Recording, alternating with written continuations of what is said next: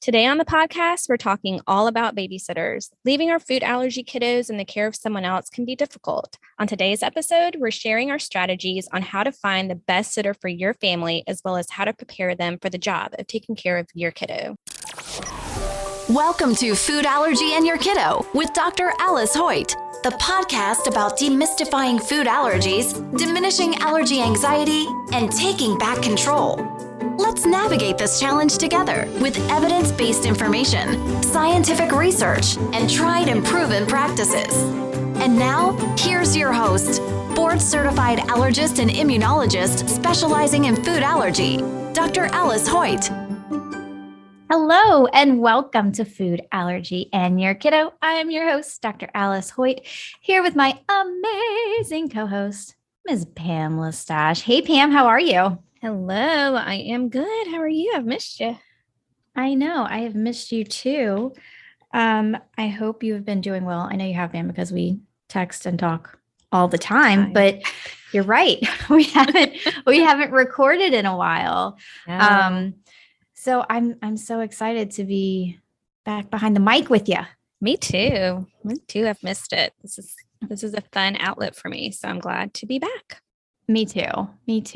I love talking on all of these really neat topics regarding food allergy. And what we're talking about today is finding a great babysitter, which is so relevant to our families of kiddos with food allergy, but also a lot of what we're going to talk about are things that families that aren't challenged with food allergies can certainly adapt, or families who are managing other chronic medical conditions. As a family, at some point, you're going to need a sitter, right? Whether it's you having to go to the doctor and you can't bring your kiddos, or you're a working parent and you have to have someone to watch your kiddos full time while you're at work. We as families just need to decide, regardless of food allergy or medical emergency, what it is that we want that person who is spending time with, whether it's a couple of hours or 40 hours a week, what that looks like for our kids and for our families, because that is an extension of you, and you want that person to be knowledgeable in all of the things, love your kiddo as you would love them, but you also want to be able to walk away from home and know that your child is safe. And so if any situation occurs, that the person taking care of your child is going to be able to handle it. No, that's exactly right. And when we were laying out sort of the highlights of what we want to talk about today, we sort of broke these down into 3 different steps or 3 different categories. And it starts with defining the role that the person's going to fill in your family. Because if it's somebody who is taking care of your child, they are filling a very important role Absolutely in your family. And so that could be somebody who's going to come in a few hours, a few times per month. And that person is going to have a different role. You're going to have different expectations for that person than you would for somebody who's going to be taking care of your child 40 hours a week, preparing food, transporting the child to different activities. You're going to have they're going to fill a different role in your family. For sure. The second point, and we'll go into depth about all of these, but the second point is that you're going to really want to clarify the role. Like once you and your family figure out, okay, what role is this person, is this caregiver going to fill in our family? Clarify that role to the sitter. And so that the sitter or nanny or caregiver has a very clear understanding of that very highly valued position that he or she has in your family. And whether it's a few hours, a few times a month, or it's a full-time job, it doesn't matter. During those hours that they're taking care of your kiddo, they're so important, right? Yeah. And you want them to know that and understand the role that they're playing. And also the third thing is to specify, we as the parents, we have to specify the training that we want the caregiver to have, that we will require, and not just require them to have training, but also we have to do our own internal assessments of how successful that training was. So if you want them to take an epinephrine autoinjector class, we both work with Code Anna. We volunteer our time with Code Anna. Code Anna has amazing educational opportunities. They have an epinephrine autoinjector course. It's $25. If my daughter had a food allergy, you know that my sitters would be taking that course. My nannies would be taking that course. And any other CPR, our sitters, our nannies are BLS trained, basic life support. They know where the AED is. They know where the epinephrine autoinjector is. Yes, I have those things in my house. Anyway, I digress. But we do want, if we have tools there for somebody to use, we want them to know how to use those tools. So those are sort of the three things that we'll kind of take a deeper dive into. Is really, first, if you're looking for a sitter, you have to define that role within your family. Talk with your husband, your wife about what role is this person going to fill. When you do identify a person who could be a good fit, you want to really clarify what that role will be. And then you want to make sure that they are adequately trained to take care of your child, and not just regarding food allergy, making sure if it's a younger kiddo, they know what they can and can't eat, how small things need to be cut up, grapes, hot dogs, all those things, right? But we will focus on the food allergy part of it today. When we were first talking about doing this topic, what were some of the things that sort of first came to your mind? First and foremost, that whoever stayed with my kid had access to transportation. So whether that meant having their own vehicle where I could put a car seat in it, or just them being able to drive my vehicle, they needed to, if they were going to be in my house for an X amount of time and there was an emergency, or they needed to get somewhere, that they could themselves take the child with them. Secondly, and most importantly, I needed to know that whoever came into my house was medically trained and knew how to use an epinephrine injector. I believe way back when the Code Anna epinephrine training program started, my in-laws took it. And they took it because they knew, that they were going to be taking care of my daughter. They wanted to make sure that they knew how. Even now, this was 11 years ago when we first found out. They still will come over sometimes and just ask, like, how do we use this again? Show me where it is. And so to me, someone who's staying with my kids just has to have that kind of knowledge. And so on that note about your in-laws taking the course, because they wanted to know how to use the device, they ask you still, like, okay, where is it? All of those things. That's so important to be familiar with the life-saving device that the child has. Another example that comes to mind is kiddos who have asthma.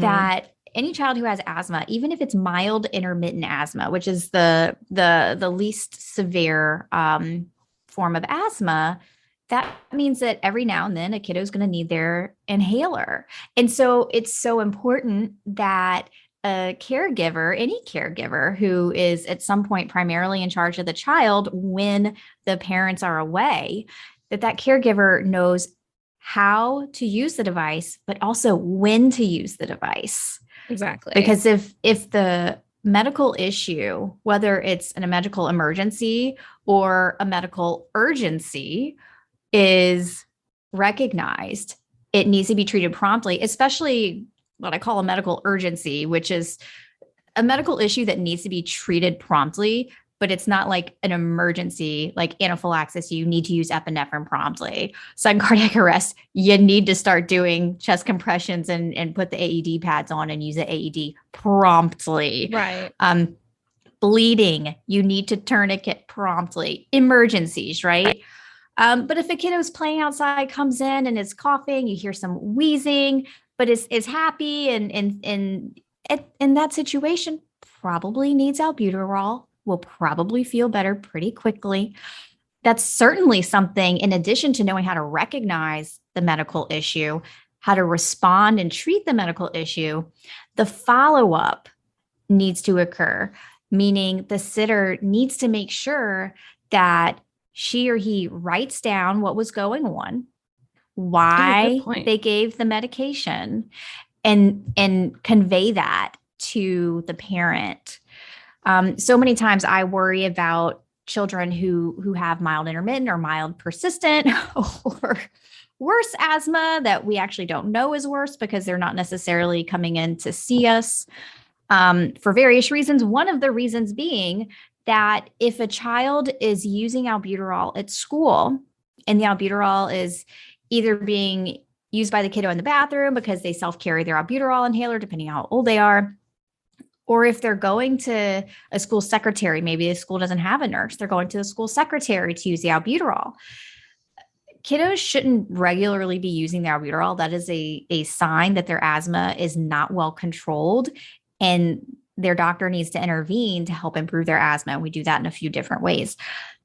Point being, if the medical issue is not recognized, then the tool to treat it cannot be used. And if the appropriate follow-up is not performed, then the issue can repeat itself. But also, even though that's clearly uber important when someone's taking care of your child, just little simple things too, Alice, right? Like if my child is outside playing and she falls down and has a huge scrape or a cut, they need to know, okay, this is where all of the, cut cleaning supplies are and where the Band-Aids are. If you have a swimming pool, do they know water safety?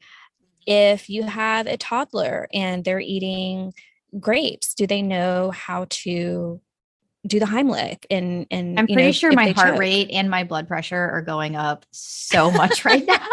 Just thinking about all of these. No, it's so many things. And I know it sounds like, oh man, you're so like doomsday about babysitters, and it's not, but it's just things I think about. We all think parents think it when we're leaving our child in the care of somebody else. And it can happen with us too, right? If it can happen with us, it can certainly happen with someone who, anywhere from a 16-year-old to, a grown adult taking care of your child. And so to me, yes, maybe a babysitter should just be like, okay, yeah, there's the pizza, make sure they go to bed on time. It's so much more than that when they're little bitty, I think, because a teenager or a tween is different. They can tell you what's wrong. They can do a lot of things on their own.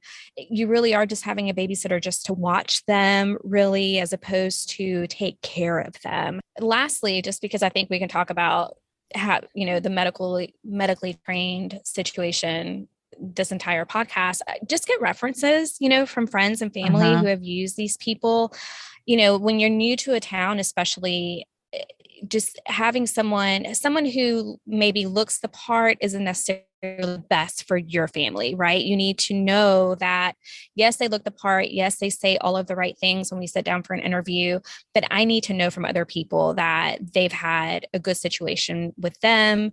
And if they're good and honest and the best fit for your family, they're not going to be worried about you asking for references, right? Like they're going to say, yes, I have babysat for such and such family. Please go call them. I love their kids.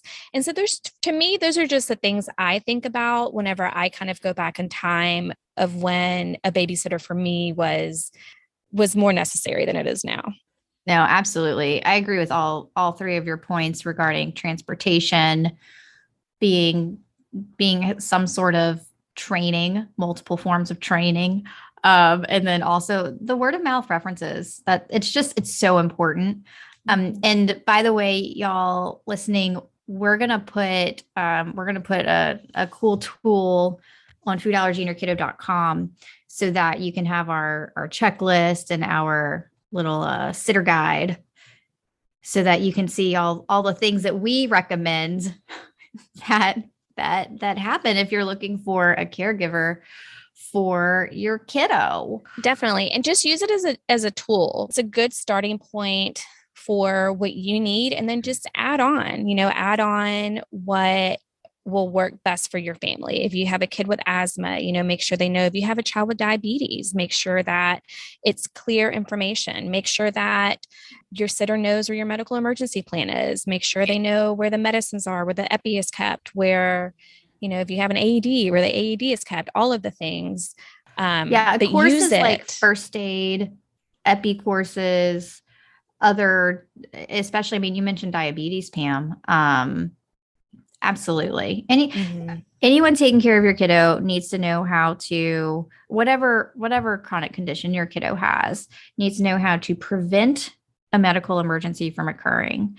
They need to know how to, but we can't prevent everything, right? So they also need to know how to recognize an acute issue is occurring, respond to that, and treat it appropriately. Exactly. And also, let your sitters know, like, it's, if they think something is going wrong, it is never wrong to call 911. Oh yeah, absolutely.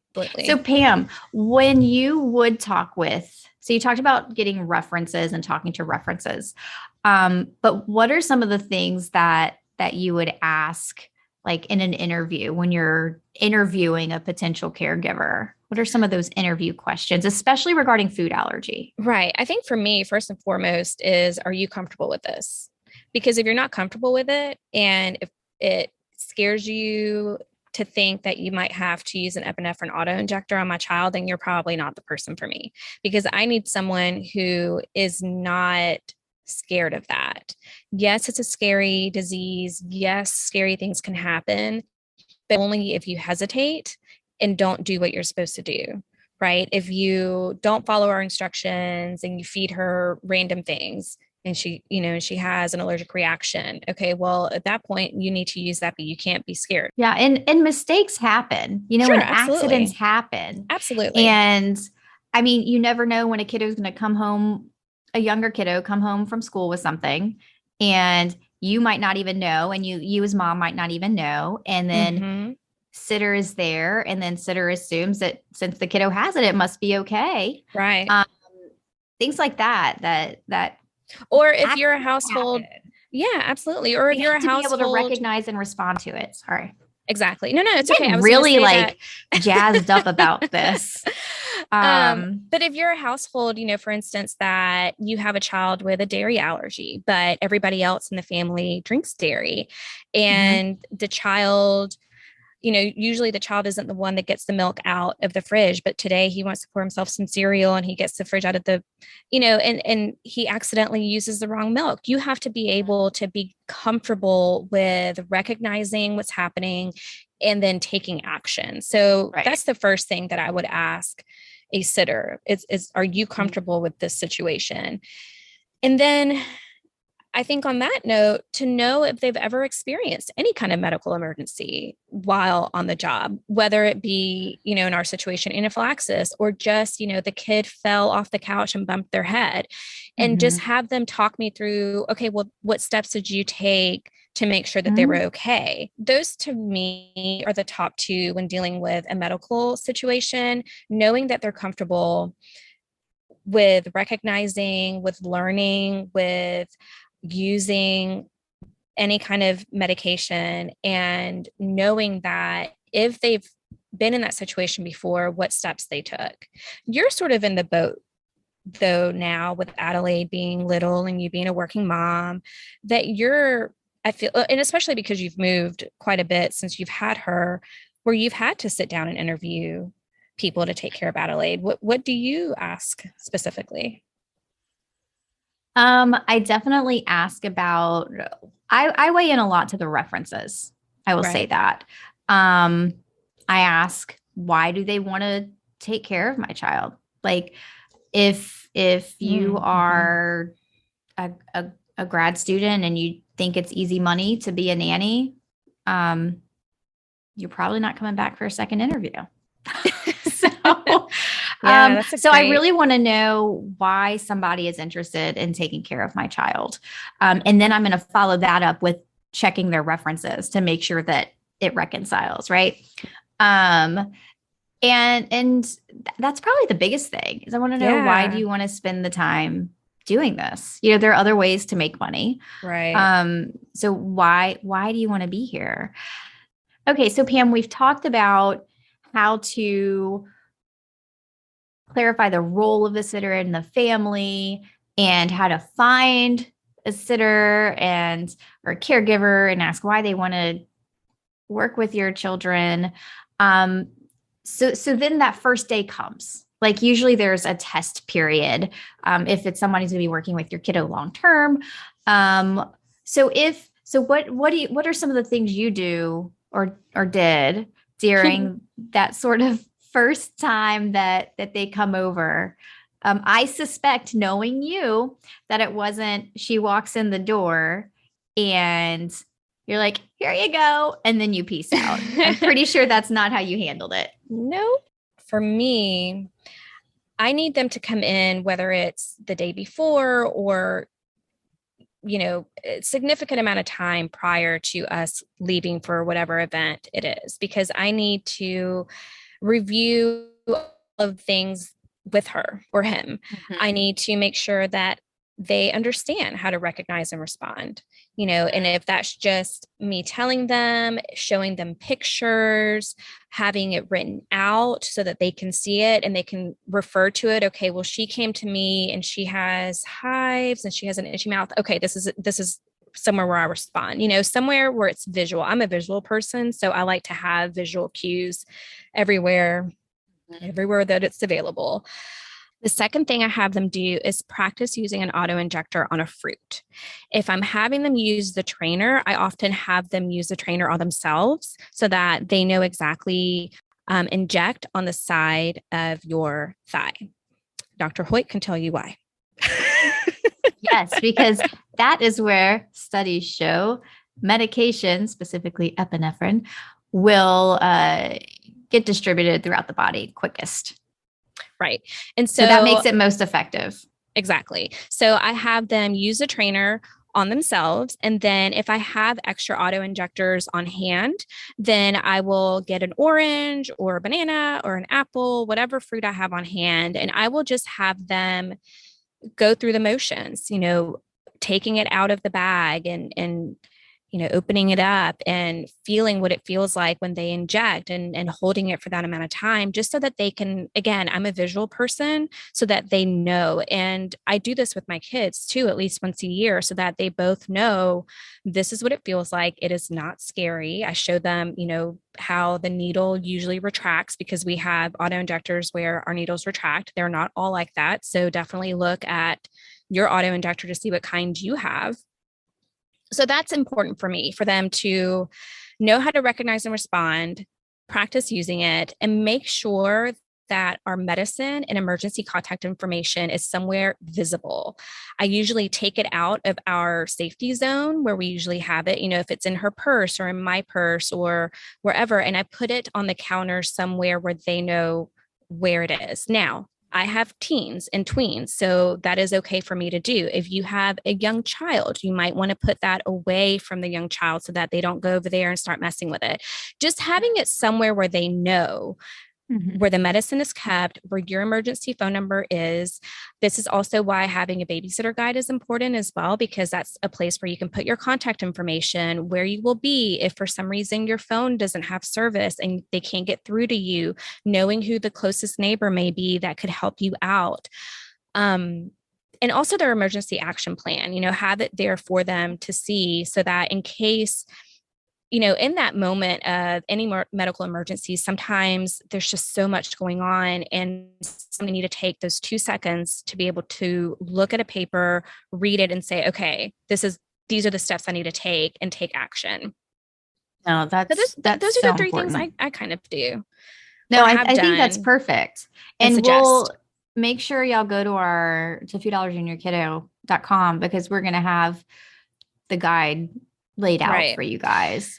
I would envision if sweet little Adelaide had a food allergy, is I would have her anaphylaxis action plan on the refrigerator. If my refrigerator is not magnet friendly, as some refrigerators are not magnet friendly, I would tape that bad boy up there.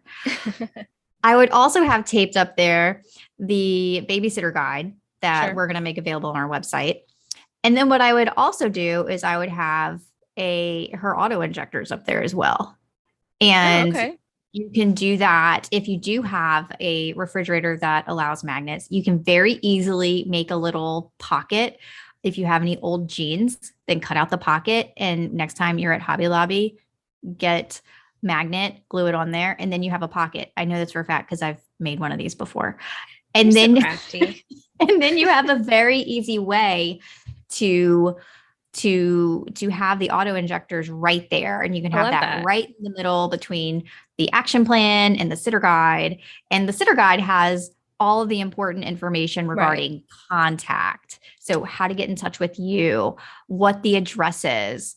An important thing to say too is if the child is having anaphylaxis and if epinephrine is used, the next step is to call 911. Exactly. And when you call 911, you need to say, this child is having anaphylaxis. I just used epinephrine.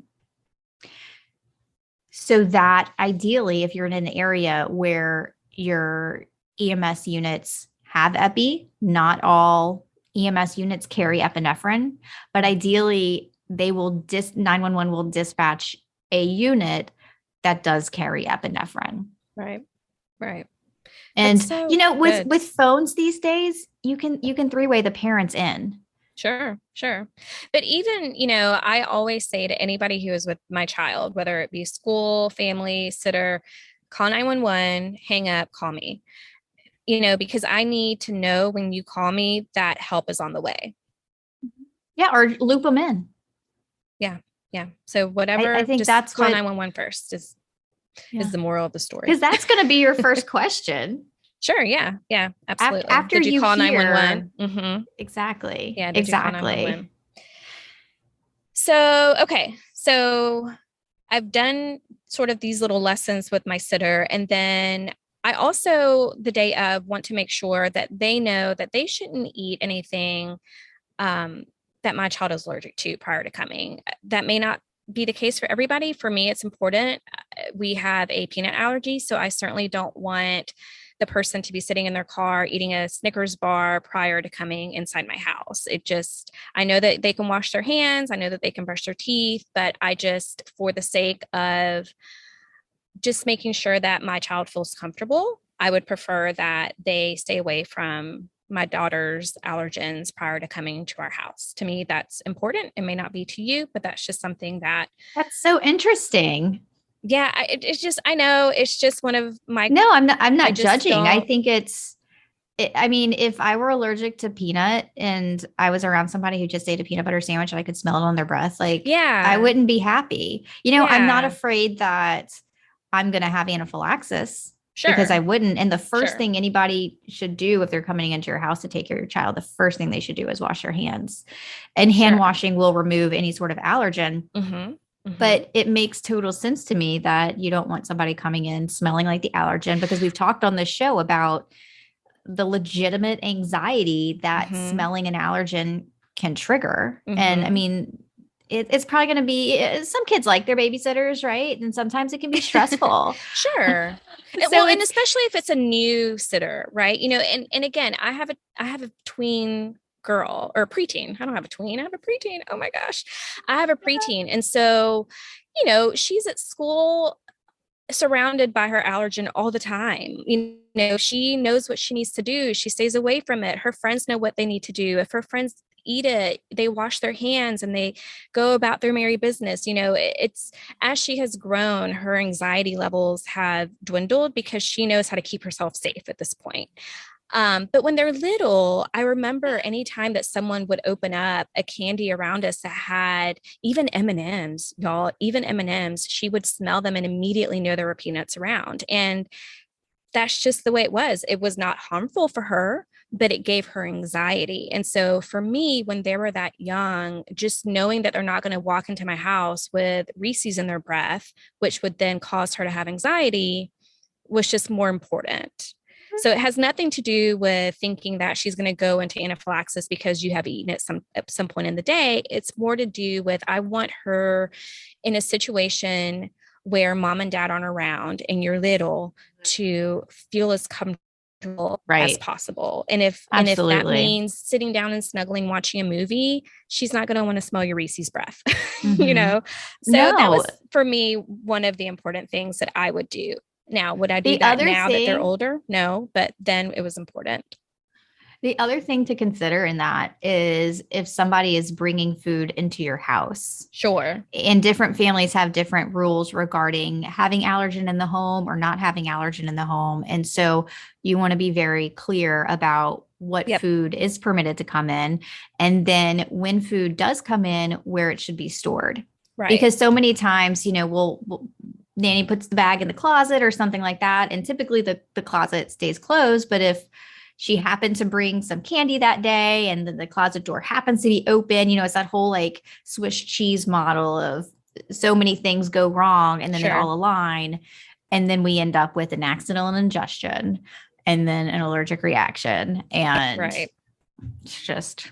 Well, and that was one of my other kind of tips of day of is, you know what foods are okay for them to bring in. And if you have a sitter that wants to bring in a treat for the kids because she thinks that would make them more excited, then that's totally fine. But, you know, have them pre-approved, something that they've eaten in the past so that it's not a new food being introduced to them when you're not around. And then just most importantly, just have fun, you know, make sure that they know, yes, all of the things that we have just talked about are super scary, can be super scary. But at the end of the day, we're going over this so that if anything were to happen, it's an easy, smooth way of handling an emergency so that no one is traumatized by it, right? It's going to be traumatic enough. Right. It's a very traumatic experience. But if you have all of these things in place and you know all of these things, then you can just focus on having fun with the child. And ultimately, when you have a babysitter for your child, that's what you want. I think these are great. I think we have talked about some really great strategies. I'm excited for people to take a look at our guide. And I'm excited to hear listeners when you do make your little jean pocket. Send us a picture because I need to see this. Send us a picture, your epi pocket, your refrigerator epi pocket. But in all seriousness, this is just such an important topic, Pam. And I'm really glad that we talked about this today. And of course, y'all visit foodallergyandyourkiddo.com and let us know what you think. That's the episode. Thanks so much for tuning in. Of course, I'm an allergist, but I'm not your allergist. So talk with your allergist about what you learned on this episode and visit us at foodallergyandyourkiddo.com where you can submit your family's questions. God bless you and God bless your family.